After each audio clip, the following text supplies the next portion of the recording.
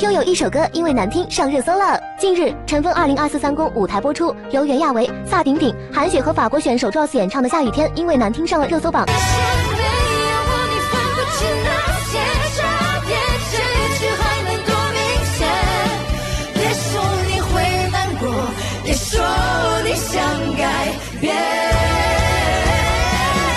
作为 vocal 组，着实有点尴尬了。从公演来看，确实挺难评的。单唱的时候还好，一到和声就有种在各自炫技的感觉，可能是都太会唱了，声音合在一起就有点乱。有网友表示，乱七八糟的唱的吵死了，只有法国姐姐唱的还不错，当时就应该听法国姐姐的，啥都不要改，加感情安安静静唱就行了。现在把这歌编的不上不下的，听着真的难受。还有网友表示疑惑，所以小雨为什么会输呢？